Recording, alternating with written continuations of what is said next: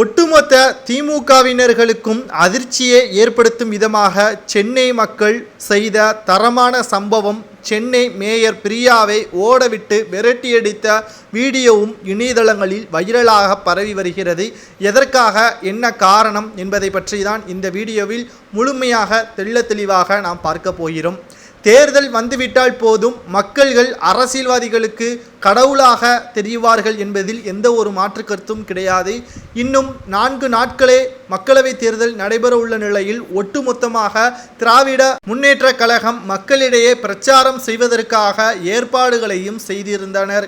குறிப்பாக சென்னையில் சில மாதங்களுக்கு முன்பாக பெரும் வெள்ளத்தால் பாதிக்கப்பட்ட போது சென்னை மக்களை காப்பாற்றுவதற்கு திமுக அரசோ அல்லது திமுகவின் அமைச்சர்களோ எம்எல்ஏக்களோ யாரும் முன்வரவில்லை. தன்னார்வ தொண்டர்கள் தான் எங்களது உடைமைகளையும் உரிமைகளையும் உயிரையும் காப்பாற்றினார்கள் என்று சென்னை வாசிகள் மிக பெரிய அளவில் பிரச்சாரத்தையும் பேசும் பொருளாக மாறியது.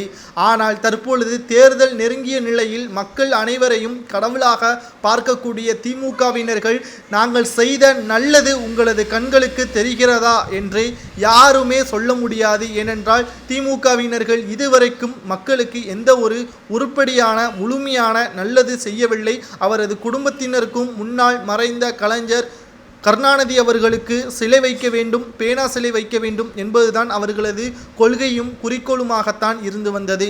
சென்னை மழைநீர் வடிகாலுக்காக 5500 கோடி திட்டம் மேயர் பிரியா அவர்கள் கடந்த ஆண்டு செய்து வைத்தார்.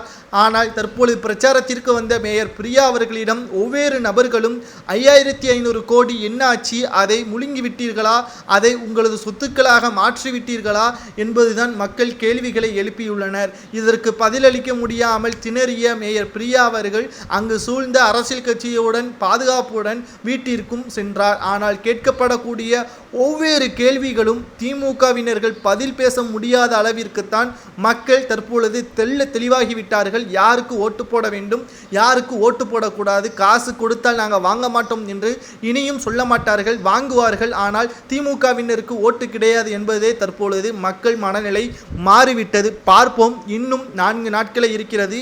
மக்களவை தேர்தலுக்கு பிறகு யார் வெற்றியடைவார், யார் தோல்வியடைவார், திமுகவினர் கடந்த 10 ஆண்டுகளாக ஆட்சியை கைப்பற்ற முடியாத நிலைமை மீண்டும் உருவாகுமா இந்த மக்களவை தேர்தலுடன் என்பதை தான் நாம் பார்க்க போகிறோம். குறிப்பாக இத்தனை ஆண்டுகளாக திமுகவின் கோட்டையாக இருந்த சென்னை தற்பொழுது சுக்குநூறாக உடைந்துவிட்டது.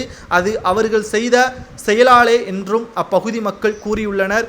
மேயர் பிரியாவை விரட்டியடித்தது சரியா தவறா என்பதை உங்களது கருத்துக்களை கமெண்ட் வாயிலாக கூறி நமது சேனலுக்கு ஒரு சப்ஸ்கிரைப் பண்ணி உங்களது குடும்பத்தினர்களுக்கு வீடியோவை பரப்புங்க.